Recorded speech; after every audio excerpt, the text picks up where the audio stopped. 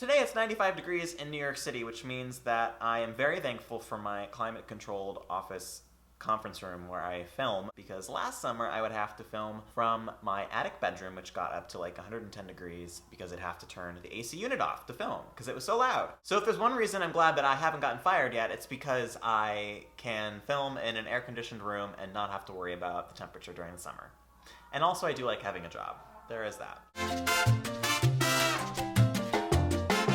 Hi guys, and welcome back to Slice of Mike. Today I am doing my 2017 Book Expo haul, as the title of this video suggests. But before I get into that, I wanted to talk a little bit about my overall experience at Book Expo this year and how it differed from my experience last year. As you may or may not know, this year I attended Book Expo as an exhibitor because I went with my company and I got to see a different side of what goes on. I got to walk the show floor before things opened, and I got to meet a few different other exhibitors that were near our booth and talk to people setting up and be a part of that process and just see what goes on basically behind the scenes before the main floor opens up and floods of people come running in. However, it did happen that I was very busy at work and a lot of my duties really didn't involve me actually being at BEA, so I fully expected to be there all day Thursday, Friday, Saturday, Sunday, and I ended up being there a little bit on Friday and half the day on Saturday. There was a lot of stuff, like I said, that goes on behind the scenes. There's a lot of planning that goes into it, and so a big part of my job this year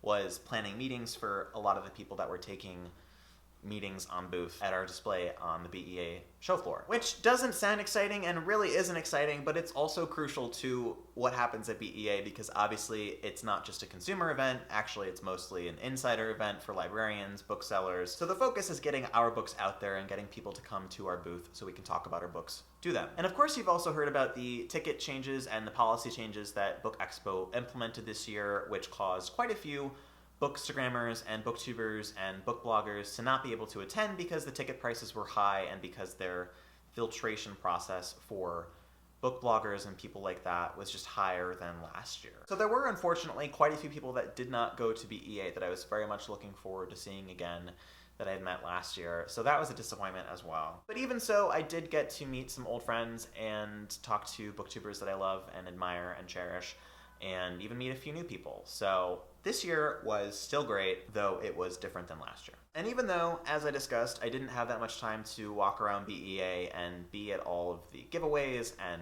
take part in the signings and stuff like that, I did still amass probably like 12 to 15-ish books. So I got a lot of stuff. Last year, I didn't end up reading, unfortunately, the majority of the arcs that I got. So if there's one takeaway from last year's BEA, it's that you don't have to rush and get all the arcs that you can possibly carry in your tiny T-Rex arms because you're just not going to read them. There's not enough time. I wasn't panicking to get all the books that I had ever heard of in my life because I know I wouldn't have time to read them anyways. So I think it's a good balance considering I didn't spend a lot of time at BEA itself, and there's a lot of good stuff in here, I do have to say. The first book that I have to talk about is one that I'm not excited to read, but I was very excited to pick it up. And I don't want to call it a hate read because I feel like that's unfair. I probably won't hate it. I hate very few books completely, but I don't expect to like it, but I really want to read it. That book is One Dark Throne by Kendare Blake, which is the second book in a fantasy series that she's writing right now about three sisters who live on an island and they're all fighting over one crown to rule the island. The first book in the series, Three Dark Crowns, came out last year and I got the arc of that at last year's BEA. Was very excited about it. I thought it sounded like a fantastic book from the synopsis. If you've read that book, then you know that the book doesn't exactly go at the same pace as you're expecting, and it's probably billed a little unfairly, I have to say, because I was going into it expecting one thing from the synopsis. So I'm excited to read this because I feel like I will actually get the event that I was hoping to get in the first book that never came around, that I was waiting the whole book for. However, I did not like that many aspects of the first book. I thought the world building was interesting and it had a really good foundation, but I didn't feel like everything came together.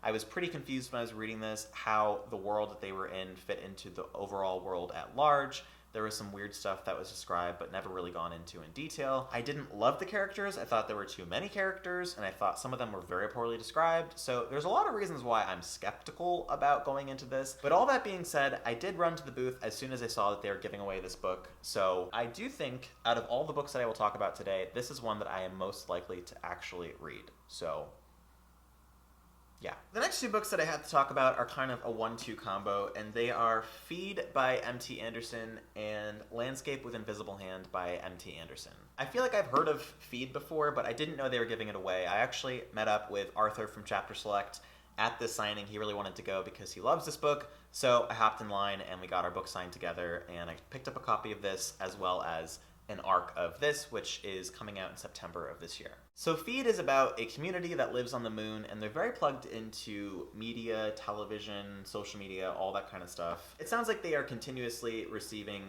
entertainment feeds directly into their brain, but one day it gets shut off by a hacker and they have to figure out how to survive in the overwhelming silence that ensues. I honestly don't know if I'm gonna like this book because social media satires, technology satires, they always hit me slightly off. I just don't feel like social media is that bad. When I watch things like Black Mirror or I read books like that, there's always a part of me that's slightly skeptical because I'm like, are we ever actually gonna reach that point? And let's not pretend that social media is evil because there's also a lot of good that comes from it, obviously. So, am I gonna like this? I don't know. It's up in the air. However, I do have to say that I'm very excited to read this. I did not know anything about this. I didn't know it existed until I got it signed by this guy, the author. Basically, this book is about an alien invasion, and they come bearing technology and a lot of stuff that's going to help mankind, like cures for diseases. But the flip side is that we can't pay for any of the stuff that they want to give us. I guess they're selling it, or it comes at a high price, or there's something like that. But also, interestingly enough, the aliens are obsessed with classic American culture, which I guess is like 1950s, like diner, share a milkshake kind of culture. So the main character and his girlfriend, they are in a pay-per-minute kind of live show of their relationship where the aliens can watch them go on a date, and they'll pay to watch that, I guess, by minute, 5 minutes, whatever. And that's how they make their living. And then it says that as this continues, they start to hate each other and they have to keep up the charade of being in love for the aliens, because if they stop doing this, then they have no way to make any money. All of that to me sounds incredible. I have rarely been more enthused about reading a book that I had never heard anything about before picking it up, so I'm feeling pretty positive about this one. The other books that I picked up are courtesy of two big events that I went to on Friday, one in the morning and one in the evening. The first event that I went to was with my coworkers. It was a children's book author breakfast where they had a few fairly well-known children's book authors and middle grade authors come in and talk about their inspiration, talk about their upcoming projects and titles, and that was really cool because I got to go, like I said, with my office, with my company. It was one thing that I didn't have a chance to do last year because I just wasn't invited, and this year I got to do something new. So I really enjoyed seeing how publishing works from that kind of insider perspective, and just being a part of that and also getting a free bag of books is never a bad thing. So the first book that I got as part of this breakfast was Ghost by Jason Reynolds, which is a book about a kid who's really good at track. His nickname is Ghost, but his real name is Castle Cranshaw. And one day he makes a bet where he can beat somebody who actually is on the track team, and he does, so he joins the track team, and he has to learn how to be a part of a professional sports team, and I guess there's a lot of interpersonal conflict and learning to be a part of that community and that sort of stuff. The next book is also by Jason Reynolds, and this is Long Way Down. I'm a little confused by what this book actually is about, but I think it takes place during the course of 60 seconds. It's all internal, it's all in this guy's head, and he's thinking as he's on the elevator, and there's an act of revenge that he's going to carry out at the end of the 60 seconds. So the whole book is him and his thought process leading up to that decision and whether or not he's actually going to go through with it. And it's also told in a series of, I don't know what the term is, loose poems, like prose poems. They're very short poems. Maybe you can see that, and they're arranged kind of randomly by page. There's also timestamps during the course of the 60 seconds leading up to the moment of the act, I guess. So I think this would be a really cool, kind of tense, quick read, and it's unusual in its format, so I'm excited to read this one. Also at the breakfast, I got Before I Let Go by Marika Nykamp, which is the second book from her. The first one, as we all know, is This Is Where It Ends, which is a book about the school shooting that came out last year, which so many opinions about, and I have a review of it actually on Goodreads, one of the very few written reviews I've ever published. It's up on Goodreads. It's pretty intense, but I also think it's pretty fair. So if you want to know my thoughts on that book, you can go to Goodreads and read my review. But basically this book is about a girl who goes missing in a town in Alaska, and then she shows up dead days before her best friend, who moved away a while ago, comes home to visit her. The book is told from the perspective of the girl who survived as she tries to figure out why her friend died or how her friend died, whether or not it was intentional, if somebody killed her. And then I don't want to say things about this book that aren't true, but as the author was talking about this book, because she was one of the ones presenting at the breakfast, she said a few things that made me think it was magical realism, because there was stuff about the weather in the city becoming weird and people being able to hear each other's thoughts and other stuff. So I don't know if that's real. I don't know if it's going to turn out to be a dream that the main character has or something like that. But I think it'll be, hopefully, a little more up my alley than the first book from this author, because I didn't like it. So those are the books that I got at the Children's Book Breakfast, and then the last chunk is from a Fierce Reads event that was at a bar. I wasn't invited to the event. I went with Emma Books and Michael Bookline and Sarah Without an H and Brandon the Book Addict and a few other people. Thanks to them collectively for getting me into this, because I'm not cool enough to be invited to anything on my own, apparently. It was a fun event because I feel like a lot of times when you go to author signings and author events, panels, whatever, you don't really get a lot of chances to talk to the authors themselves. But here, the authors were just mingling with us and having conversations and telling us about their books in detail and their inspiration behind their characters and all that sort of stuff. So it was fun to be a part of that and actually get those in-depth conversations that you don't usually have with authors. And then, of course, there was a swag bag at the end of the event, which everyone was very excited for, and I got some things that I'm pretty pumped to read. The first book is Emmy Laybourne's Berserker, which is a story about two kids who come from Norway and they have berserker powers, which I only know because I play Final Fantasy and there are lots of berserkers in those games. But basically it means that you have really intense aggression and it causes you to become a really passionate warrior, but the flip side of that is that you can't turn it off and you just become an uncontrollably murderous maniac. So the two characters are struggling with those gifts, and they also come to the American frontier to run away from their problems in Norway. Apparently their powers have led to trouble in Norway, so they come to the American West and they meet new people, and they're looking for their uncle, who apparently is able to help them with their abilities, or at least that's what they're hoping. I'm not going to get my hopes up because I've been burned by YA plot synopses before, and quite recently, so it does sound like it's going to be right up my alley, but I'll only know for sure after I read it. So I will read it, and then I will get back to you. The next book I got at the event I'm also very excited about, and that is The Love Interest by Cale Dietrich, which I didn't really know that much about before meeting the author and hearing him talk about it.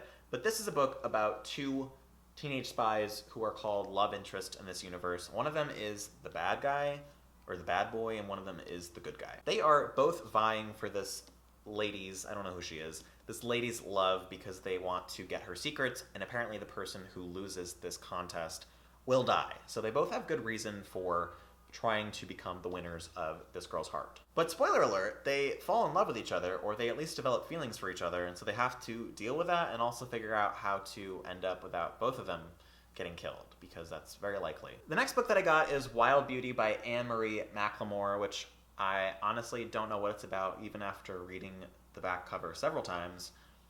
It's unclear. In the vaguest of terms, this is a book about a girl who is part of a closed community or something with a big garden, and apparently anyone that falls in love with women from this community will vanish. So, of course, there's a boy that comes along, and he falls in love with the girl, and stuff happens. Honestly, it's just not a very good plot synopsis, so I'm doing my best here, but this isn't helping. I heard a rumor that this is a Beauty and the Beast retelling, and I kinda hope it isn't, although the cover and the title would lead me to believe that it is. I feel like I'm pretty full up on Beauty and the Beast retellings at this point in my life, so if it turns out that way, then I'll try to deal with it, and it also might end up being very different than other Beauty and the Beast retellings. It sounds like there's a lot of the author's own ideas and world-building elements in here. So I'm just gonna try to read this book with zero judgments, and we'll talk about it after that. You're nearing the end of this book haul journey. The last book that I got is Spinning by Tilly Wheldon. I really hate when I mess up the author names after saying everything correctly. Reasons why I'm excited about this. Number one, it's a graphic novel. Number two, it is done in purple mostly, like this one, Summer by Jillian Tamaki, which I also love. The story itself is about a figure skater who becomes involved with her first girlfriend, and she has to come out and deal with that, and it's also a coming-of-age story. I don't know what else to say about this besides it's beautiful, and I think I'm probably gonna cry buckets after reading this, during reading this, while reading this. It's gonna be great. So those are all the books that I got at Book Expo this year. Also, I will say that I'm probably going to do a giveaway, maybe on Twitter, very casual Twitter giveaway, in the coming weeks to kind of clean out a few of these arcs, because while I would really love to read all of them, I don't think I'm going to, if I'm being honest with myself. I think last year I read maybe like 30% of the 20 arcs that I got, which isn't great. Not a passing grade. Not a thing that I'm proud of. I just want to be honest with myself this year and admit to myself that I probably won't read the majority of them. So I will pick the ones that I want to read most, and then the other ones will probably be up for grabs. So stay tuned for that, and I will give you more info as my brain develops thoughts on that topic. Basically, that's it for today's video. If you guys have any thoughts on the books that I talked about in this video, please let me know in the comment section below. If there's any that you're excited to read or that sounded intriguing to you, let me know, and we can talk more about that in the comment section below. Thank you so much, guys, for taking the time out of your day to watch this video. I hope you enjoyed it, and I will talk to you all again very shortly. Bye.